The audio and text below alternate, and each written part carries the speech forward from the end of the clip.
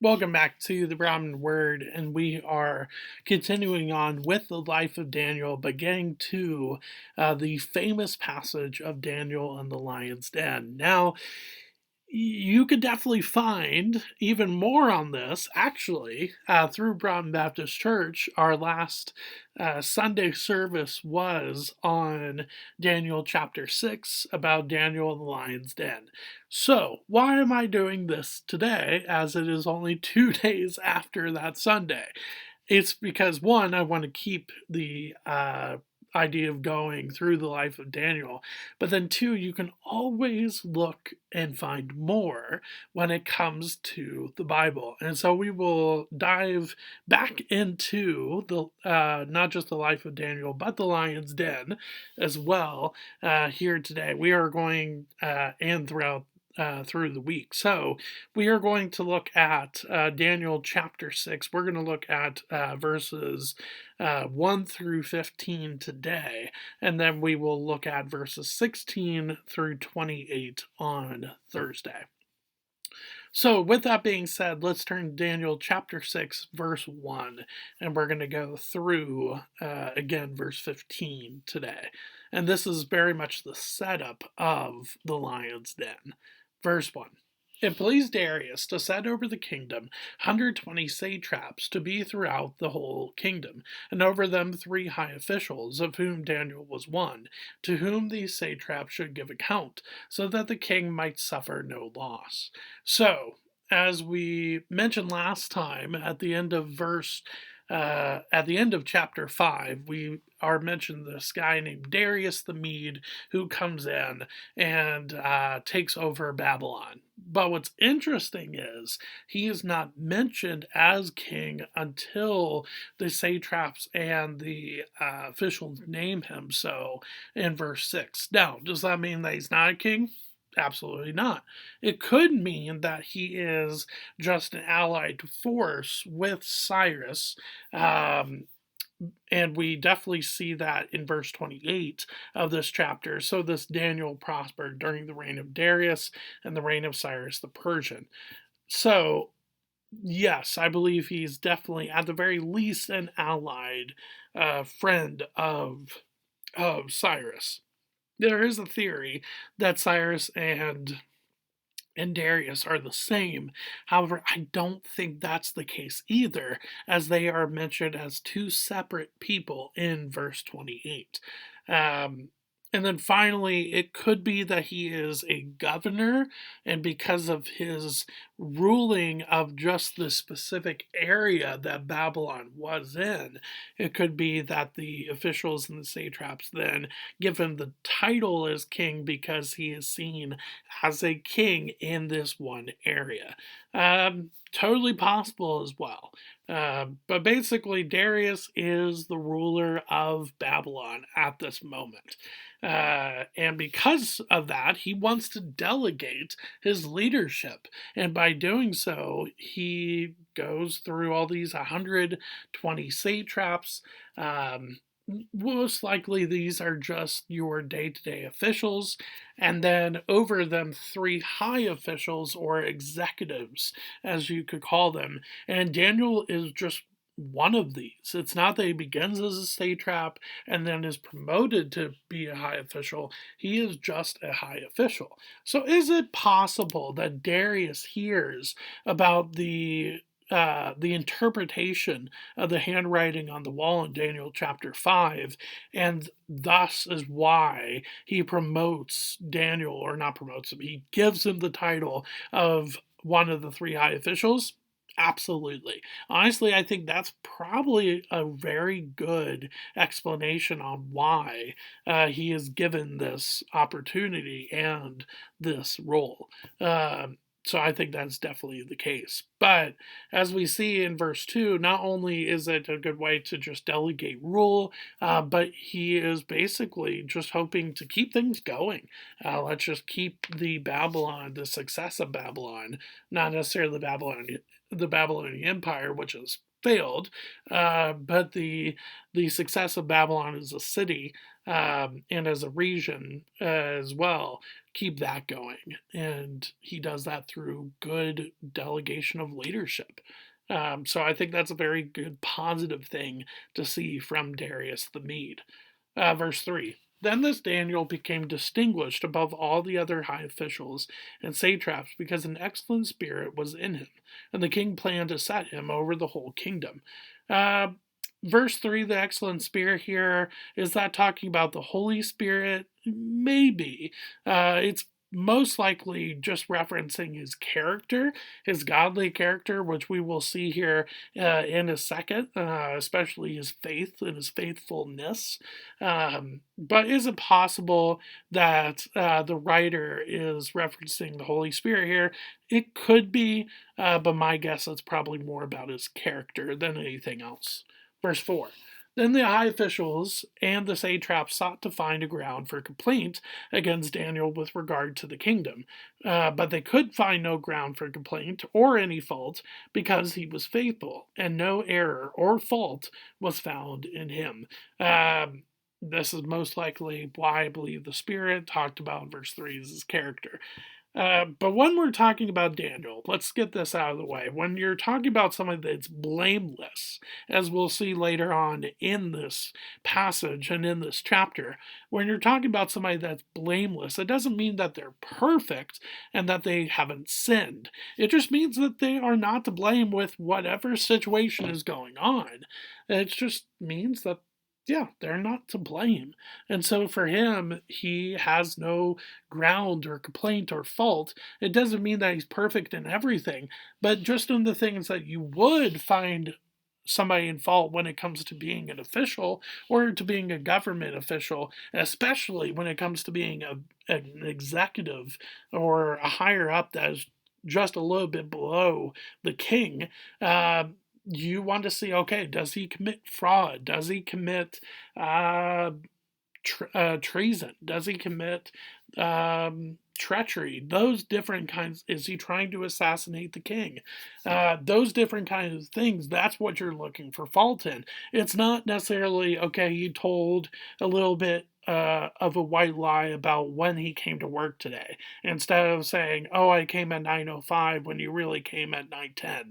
No, it's not. I don't think that's really what it's getting at. It's more talking about the faults that will impact his job and specifically impact the king himself. Um, so here, I don't think we're looking at the perfection of Daniel, because Daniel is not perfect. As we see in the book of Romans, nobody is perfect outside of Jesus. Everybody outside of Jesus has sinned, and that includes Daniel.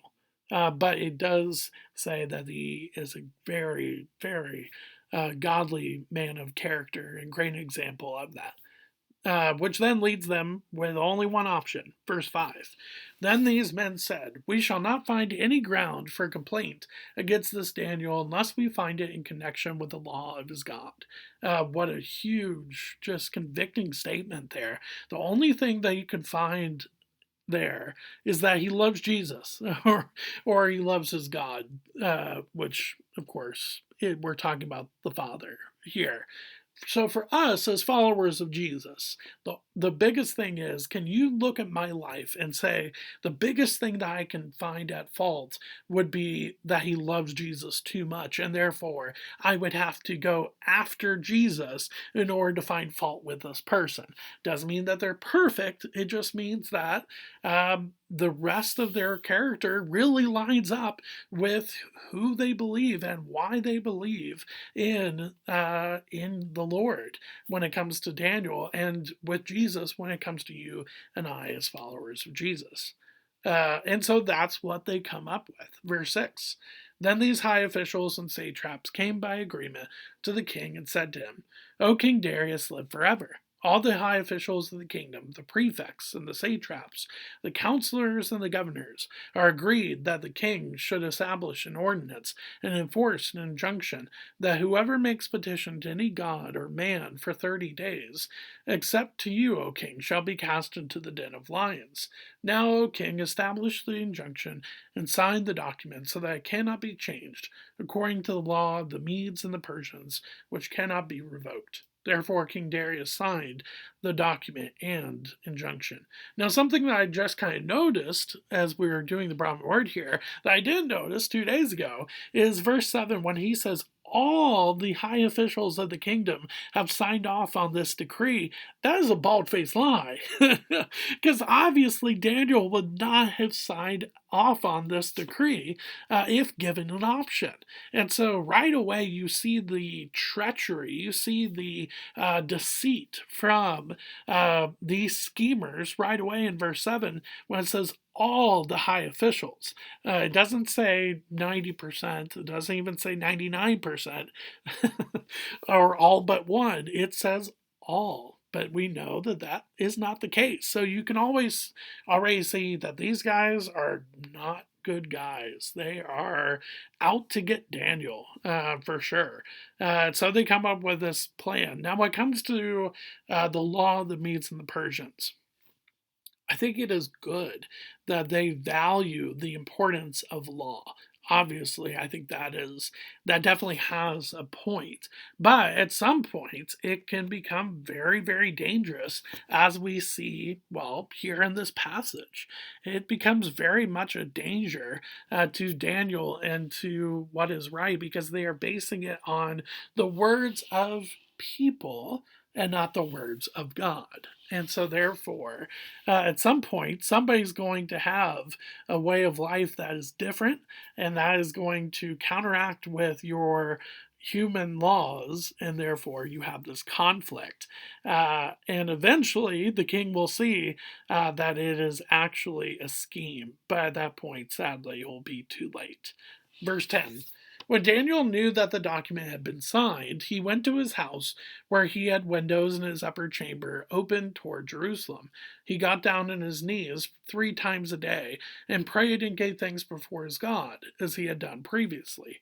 Then these men came by agreement and found Daniel making petition and plea before his God. So not only did Daniel just not hesitate, but he just went right to prayer, but he kept praying with his window in his upper chamber open toward Jerusalem.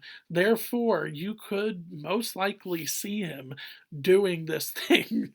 Now, could somebody look at that and assume that he's praying to Darius? Sure. But obviously, these schemers know that when Daniel is praying, as they are watching him pray from his window, they know for a fact that that is not the case because of the godly character of Daniel. And so, therefore, they know that they have him according to this new law.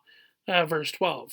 Then they came near and said before the king concerning the injunction, O king, did you not sign an injunction that anyone who makes petition to any god or man within 30 days, except to you, O king, shall be cast into the den of lions? The king answered and said, the thing stands fast, according to the law of the Medes and Persians, which cannot be revoked. Then they answered and said before the king, Daniel, who is one of the exiles from Judah, pays no attention to you, O king, or the injunction you have signed, but makes his petition 3 times a day. I think the including of that phrase in verse 13, who is one of the exiles from Judah, I think it's to show that they really just want him gone. They do not see Daniel on their same level, not only knowledge-wise, but just generally. They see him as inferior, lesser than, and so therefore they want him gone. But sadly, at this point, there's nothing the king can do to stop this. Verse 14. Then the king, when he heard these words, was much distressed and set his mind to deliver Daniel, and he labored until the sun went down to rescue him. So he probably looked at the law and tried to find any sort any sort of out that he could get for Daniel, but there was just nothing there. And because he was following after the tradition of the Medes and the Persians to follow the very letter of the law, then there's literally nothing he can do when it comes to man. But of course, God has different ideas. Verse 15. Then these men came by agreement to the king and said to the king, Know, O king, that it is the law of the Medes and Persians, that no injunction or ordinance that the king establishes can be changed. Now, and that's where we will end today. Now, there is one last thing that I will say here. Just like with Pontius Pilate, could Darius have gone against the law and set Daniel free, as Pontius Pilate could have gone against the Roman law and set Jesus free? Yes. However, I think, though, in these situations, it wouldn't have done much good. I think here, these officials and these satraps would then have reason to throw the king out and then murder Daniel anyways. And with the Roman officials, I think they would have kicked or killed Pontius Pilate to get him out of power, and then eventually probably would have put themselves into the same situation, leading to Jesus's crucifixion, anyways. So at the end of the day, God allowed for Daniel to be thrown into the lion's den and for Jesus to be crucified, but was all to further his glory. And so therefore he put Darius and Pontius Pilate into these situations, knowing that they couldn't really do anything, even if they tried to, wouldn't have done anything anyways. But he did so knowing that his plan to further his glory, whether it was saving Daniel from the lion's den or allowing Jesus to die on the cross, to resurrect him 3 days later, to give you and I an opportunity to spend eternity with him, I think he did so, well, willingly. And I think he did so because he knew exactly what he was doing, because he is God. And so, therefore, I think that is why the Lord allows these things to happen. But I also think that's why, too, that we don't see Darius just go against the law. Could he have? Sure. But would Daniel still have been thrown into the lion's den? Yeah, I think so. So with that being said, that then sets the stage for Daniel in the lion's den, which we will get to and finish off on Thursday. But thanks for spending a little bit of time with Broadman Word here with me today. I will see you on Thursday. Thanks.